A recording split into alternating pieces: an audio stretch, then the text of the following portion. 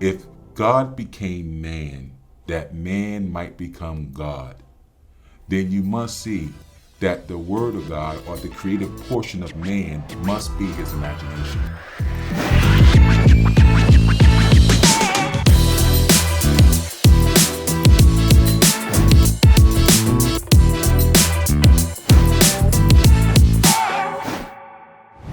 What's up, everybody? Welcome to another episode of the Evolution Podcast.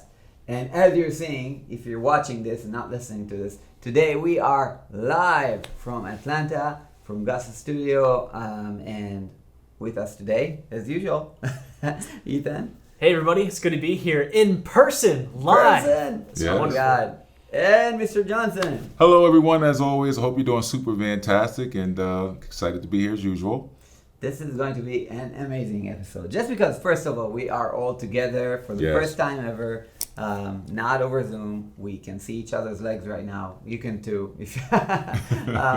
And we are just going to talk about some things that came up before, which is manifestation. Right. Mr. J. Oh, well, you guys know, first of all, it's always a pleasure. Thanks for joining us once again for the Evolution Podcast. It's normal, I'm here with my guys, Ethan and Sagi. These are both of my mentees, as well as quite a few others. And what are we going to talk about today? Well, first of all, I'm just so glad that everyone's here. We've been doing this podcast for quite some time, and you guys know that Ethan and I both reside here in Atlanta, Georgia, but Sagi lives all the way over in Israel, so I just super fantastic that he came all the way over to hang out with us. I'm just so excited about it. Wonderful guy, great mentee. I already knew all of that to begin with, but just to have him in person is just wonderful. So I just want to acknowledge him for traveling all the way from his country to spend some time with Ethan and I, and to further our podcast and what we're doing. So kudos to my guy, Sagi, and my guy, Gus, for letting us host it in the studio. Yeah. Shout out to Gus back there. We appreciate you, Gus. And I got my guy, Mike, in the building, my beautiful wife, Marie, just all my friends and family as normal. I know this is not our normal group that we would have with us when we're doing this, but nevertheless, we're just going to move forward from here. What are we talking about today? Well, what we're talking about today is how do you actually manifest something? There's so many YouTube videos and affirmations and so many different personal coaches that are trying to help you manifest things. Well, as I was saying to Sagi earlier, we've been doing this podcast for a while, and Sagi has been my mentee now for over, I believe, close to a year.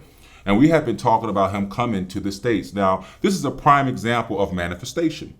Before Sagi came here to the United States, I remember us conversing about it. And we were doing what one would call planting seeds.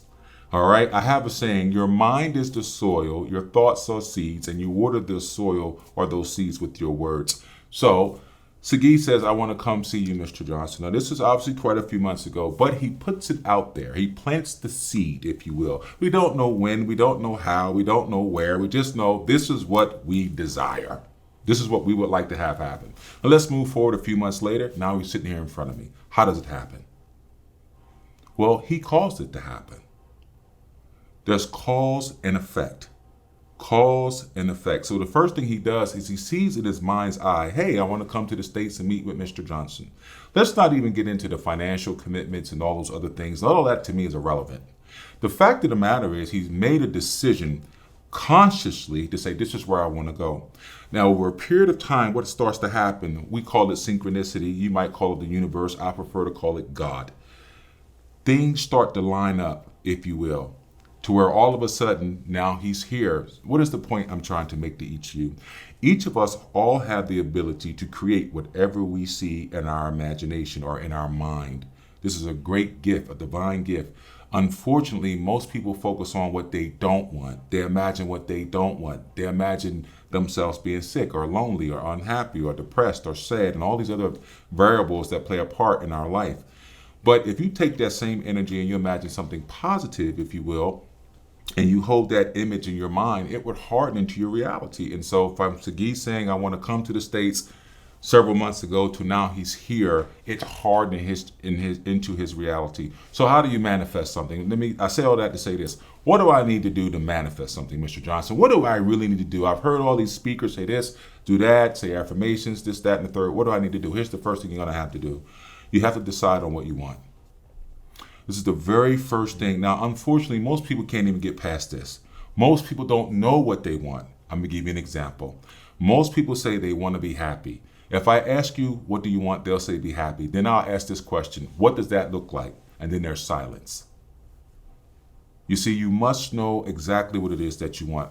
Now, here's the second thing. Once you know what it is that you want, once you decided, hey, this is the life I want, it's the marriage I want, the finances I want, the business I want, the health I want, whatever it is that you want, once you decide, you make that decision, and you see it in your mind's eye, your so-called imagination.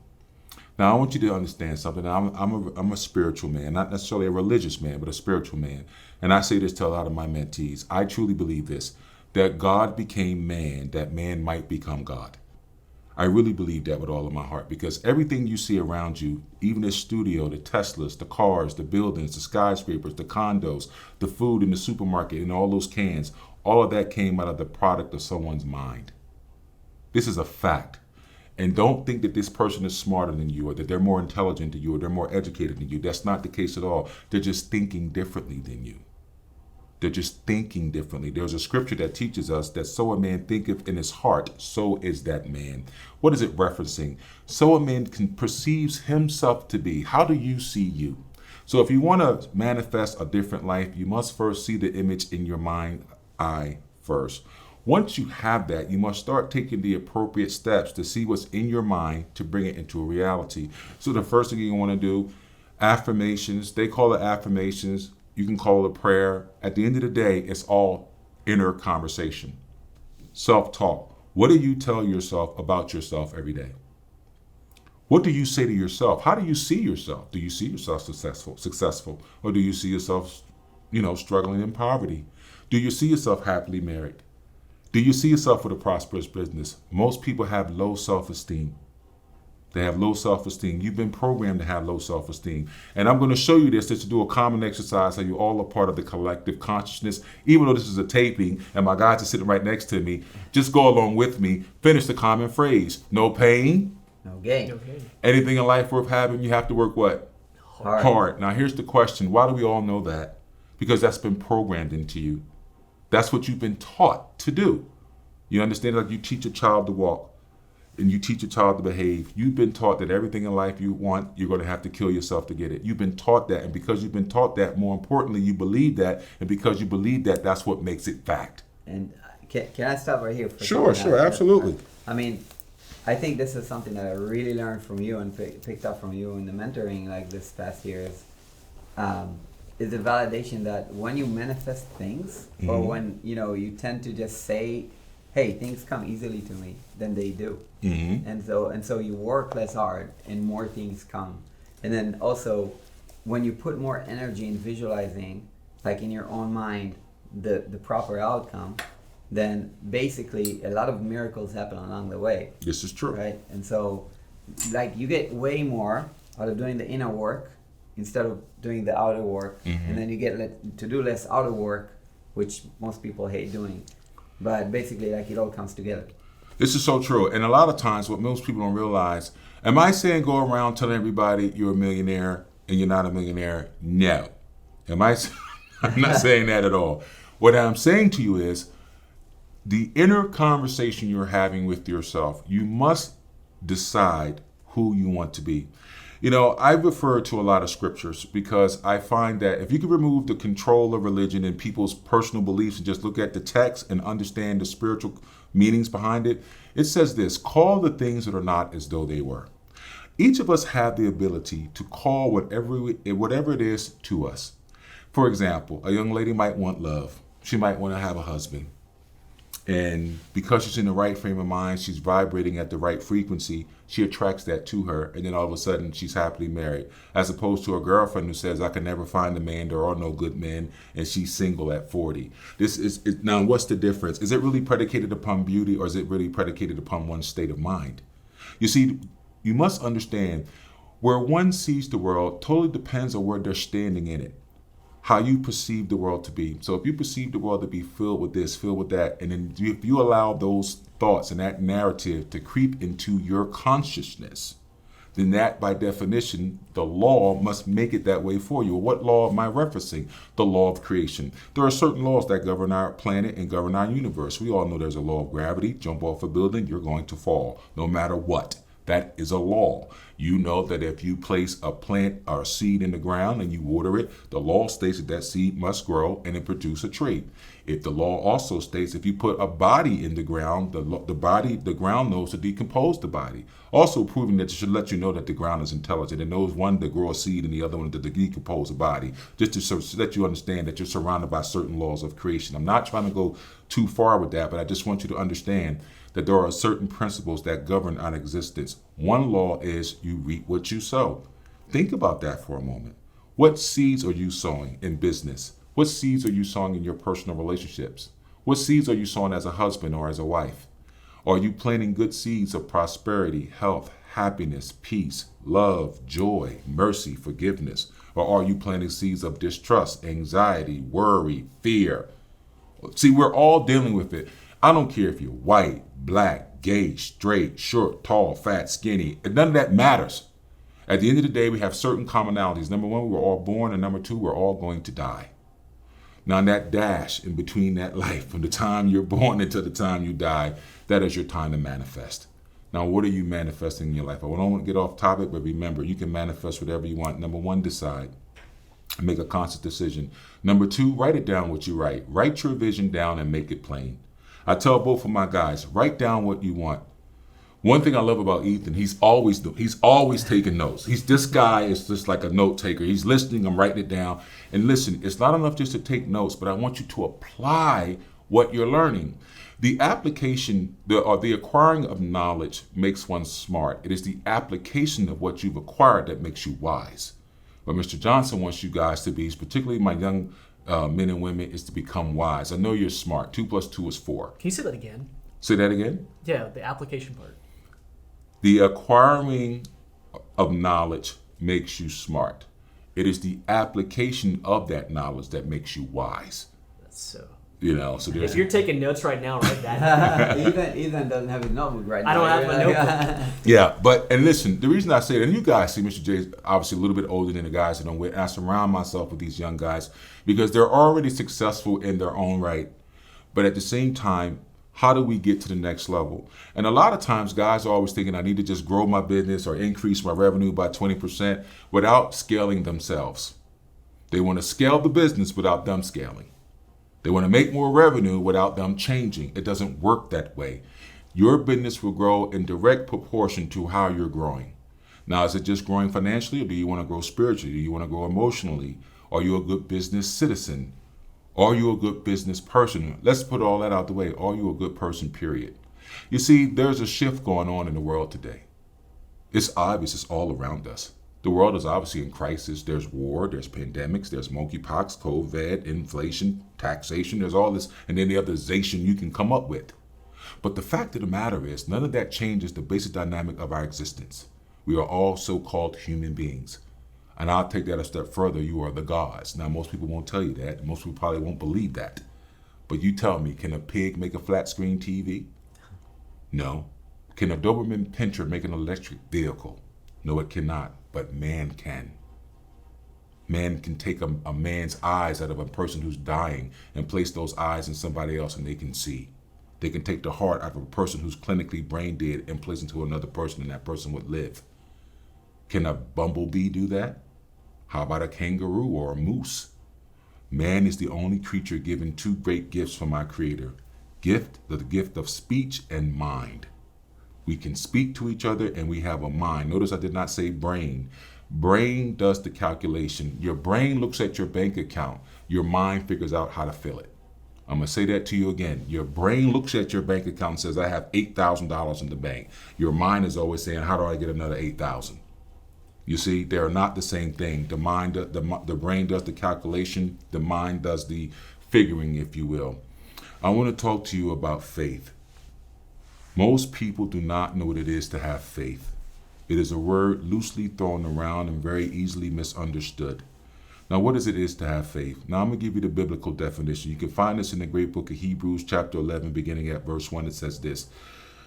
Faith is the substance of things hoped for, the evidence of things not seen. What does that simply mean? I'm going to break it down for you. Faith is a real thing. You have to have faith, not just in yourself, but have faith in everything that you're doing, your business, your health, your marriage, your children, everything you do, you're doing it in faith. Well, how so, Mr. Johnson? Every time you start your vehicle up, you have faith that it's going to turn on. Every time you go to sit down at the dining room table and you sit in that chair, you have faith that that chair will hold you. You don't even question it. You don't even think about it. You just, oh, let me start my car up. That's how it works, right? Yeah. But when it comes to your own life, your own business, do you have that same type of clarity, that same type of faith? Faith is a real thing. The substance of the thing hoped for. Let's get a little scientific. The substance or the matter.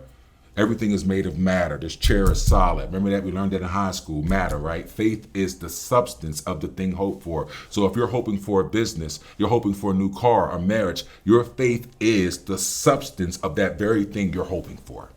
All right? And the evidence of the thing not seen. What does that simply mean, guys? It means this. The fact that you believe it is what makes it real. That's how it works. I'm going to say this to you again. Listen to me carefully. The fact that you believe in it is what makes it manifest. Don't you see that? Do you think Elon Musk had to have faith that his ideas would work out? How about Bill Gates? Mm-hmm. How about Jeff Bezos? That's right. Did they not have to have faith? Yeah. And I heard Amazon crashed a couple of times. Mm-hmm. Now look at where it's at. The point I'm trying to make to all of you is this. Have faith in yourself. Most of you will say you believe in a higher power. Well, would most of you believe that that same higher power believes in you? Would most of you believe that? Most of you say, I pray to God, or I pray to Christ, or I pray to Allah, or I pray to the moon, or the sun, or whatever, the universe, and ask for all these things to help me. Well, would it be something for you to find out that that higher power believes in you? You see, if God became man, that man might become God, then you must see that the word of God or the creative portion of man must be his imagination. It must be. And see, you have the gift. You can imagine beautiful, lovely things, or you can imagine war and destruction. So, I didn't mean to be so long with it, but I think it's good. Yeah, it's good stuff. I just want you guys to know you can manifest whatever you want. Believe in yourself and don't doubt yourself. And there is a huge difference between believing and knowing. Yeah. And just to add on top of that, we were talking about like really big things like Amazon and like, you know, going back to, again, people like us. Mm-hmm. And we just talked about it that I wrote an article about why I flew out to the US. Mm-hmm. I came for a conference and I'm coming here to meet you. Mm-hmm. I don't know what will come out of me spending thousands of dollars and leaving my business and family back home. Like I didn't have an agenda, like, mm-hmm. you know, coming here. Mm-hmm. But I have faith. So, you know, well, that's the ROI. There it is. And at the same time, it takes faith. You see, I tell my guys this, and you guys got to forgive us. It's warm in the studio. That's why I'm wiping my head. But a lot of lights. Yeah, it's a lot of lights. But as I tell my guys, listen, again, they're already successful. But you say, well, Mr. J, what are you looking for them to get? One of the things I do with the Evolution Mentor Program is that I want guys just to be simply better. They need to improve. And so when you see Sagi say, I don't know what the return on the investment is. Well, I already know what the return on the investment is for him. He's going to grow from it. You see, you must invest in yourself. This is another thing I would tell people. You must develop a habit of making yourself a priority. And I'm saying this particularly to men and women, because particularly women with children, they make their children their priority. I don't agree with that. They should make their children one of their priorities, but not their sole priority. I really believe that. And secondly, as I say to my men, they'll work themselves into the grave and make their finances a priority, but not their health.